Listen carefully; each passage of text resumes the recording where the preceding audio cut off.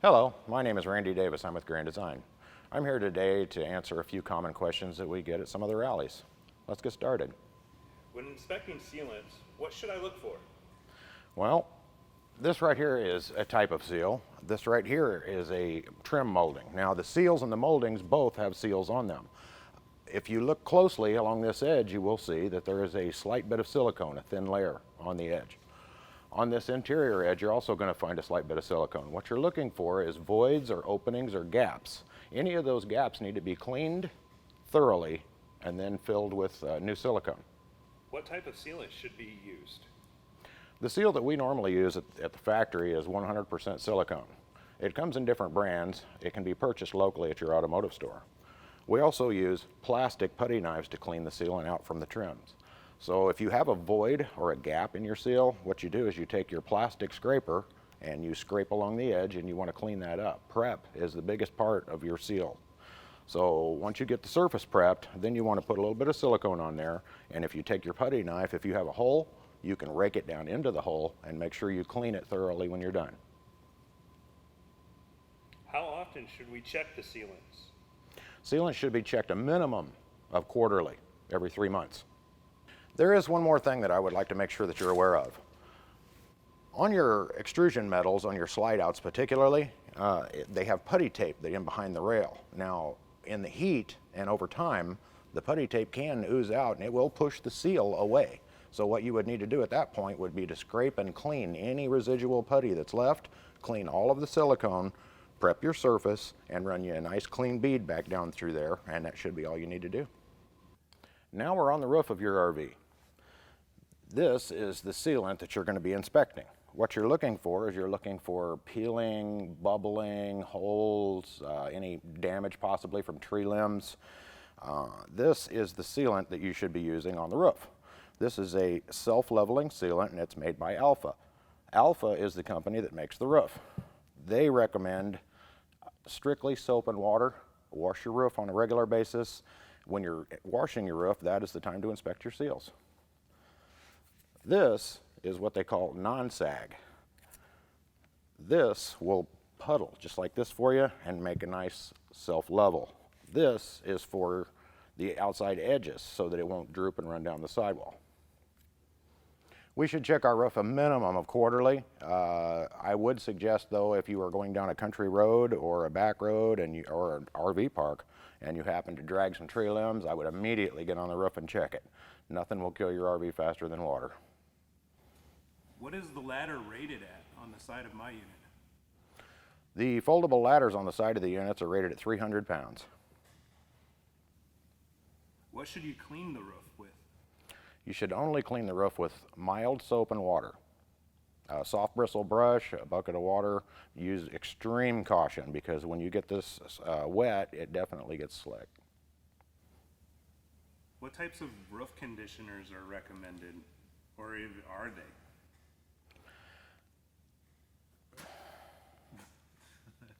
I personally do not recommend any type of conditioners. There are a lot of companies out there that have a lot of good products, but there's also a lot of companies that don't understand some of the products that they're asking you to apply it to. I have seen in several situations where a particular sealant that was okayed to apply to the entire roof dried it out and cracked it, and the roof actually had to be replaced. How long is the warranty on the roof? The warranty on the roof is 12 years. And now we're looking at the slide-out roof. The slide-out itself is very neglected on a regular basis. Leaves, debris, different materials fall down, they hit the top of this roof, and then when the slide rim goes in, it gets stuck underneath the seal and creates leaks. The tape that is applied over the top of between the trim and the roof is a Tedlar tape. It is specially designed for this application. It is very difficult to remove, but it should be inspected on a regular basis to make sure it's not peeling. On my new unit, I have wrinkles on my roof. Is that something that I need to be concerned about? Wrinkling like this should not be a concern. What's happening here is the material for the roof is attached with glue. As the sealer goes on, it has a chemical bond to the roof. As a result, it's got off-gassing. The off-gassing will cause a slight rippling of the material. If you get huge bubbles in the middle of the roof, that's a whole nother issue. How do we properly operate our slide outs? The proper method to extend your slide outs would be to locate your unit on a nice level surface, run the leveling system down, stabilize the unit, walk around the unit to make sure there is no obstructions, the slides are not going to hit anything when you extend them. Go around the interior of the unit and make sure that there's no drawers that have come open in travel, anything that's got caught in behind the faceboard of the slide out. Especially with today, with the cell phones operating your slide rooms, you should never just operate your slide room without going in and inspecting it first. Damage can be very extensive. Okay, now we're under your slide out. We've had several questions regarding the through frame slide out. Now, when we say through frame, it's literally through the frame. The gears along the bottom of this tube should be cleaned and lubricated periodically. The shaft itself should be cleaned and lubricated periodically. It can be cleaned with a standard brake cleaner that you can pick up at any automotive parts store. Lippert recommends the Power Lube, which can be purchased at any Amazon store. How often should we lubricate the slides? The slide should be inspected and lubricated a minimum of quarterly. Now, I would suggest that every time you rent it out, give it a look, see how dirty it is. Obviously, dirty roads, dirt roads, things like that will need more maintenance than a nice clean highway. Up here you will see the head. Now, the head of the slide out is where all the adjustments are made. I do not suggest that the retail customers start adjusting on this. What I do suggest is that you get underneath here and make sure that all of the bolts are tight and in place and nothing is moved. Don't be alarmed if you see a paint mark where it looks like something is moved. When the frames are built prior to them coming to the factory, they're painted. When the factory does the adjustment, there will be a paint line here. This is a little different style slide out. What you have here is you have gears that run back and forth. You have two motors on this type of slide out. This is the Schwintek slide, and it's the only slide that I know of that you're supposed to stay on the button until the slide stops by itself. If you run the through frame, like we were showing you earlier, you'll have a clutch sound. A lot of people call it the banging sound when it gets to the end stop. There is a clutch in there that's designed not to tear the system up. This particular system, though, sinks itself as you hold the button. So you should always hold the button down until it fully stops or fully retracts. In the gears, you should never put lubricant on these. Internally, they're made with nylon or Teflon bushings and gears and slides, and there is no reason whatsoever to lubricate this.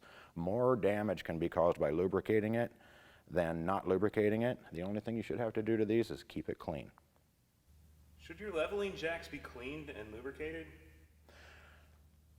The rams on your leveling system, the shaft that comes out of the body should be cleaned on a periodic basis. If you would like to spray them with a dry lube, I'm sure that would be fine.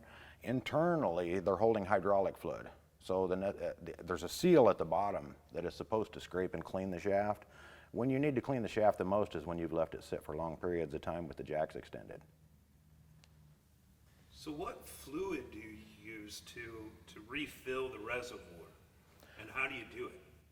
Well, the very first thing that you want to do is you want to retract all of the jacks and all of the slides before you ever determine whether this needs fluid or not. You want to use caution because the vent cap, it's actually vented. You do not want to fill this thing all the way to the top.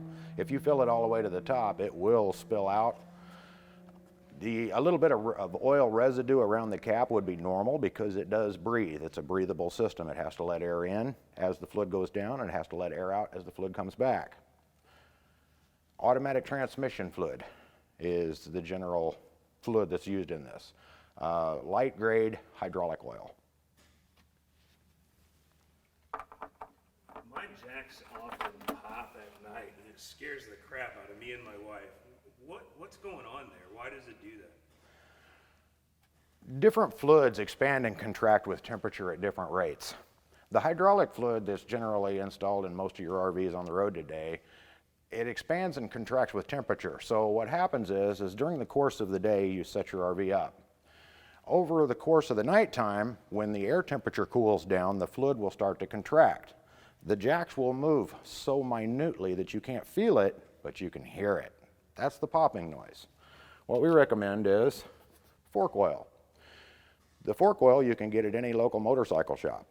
What this does is it changes the temperature variations. It expands the expansion and contraction temperature so that 10 to 15 degrees won't do it. It's going to have to be more like 50 or 60 degrees span before it's going to actually pop.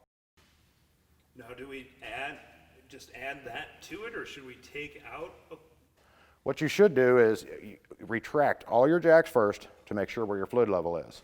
Remove about a quart of hydraulic fluid from the unit and install the quart of hydraulic fluid oil, the fork oil. At that point, what you're going to want to do is you're going to want to extend and retract all of your slide rims and all of your jacks several times to mix this through the entire system. Once this gets completely mixed into the system, the popping should stop. I have an older Solitude, and when I'm operating the rooms or my jacks, I push the button and the jacks go down for a little bit and then they stop. What's going on there? There are several things that could be attributed to. The first thing that I would check would be the circuit breaker. If the circuit breaker trips, then all power to the pump is lost, which means it will stop operating.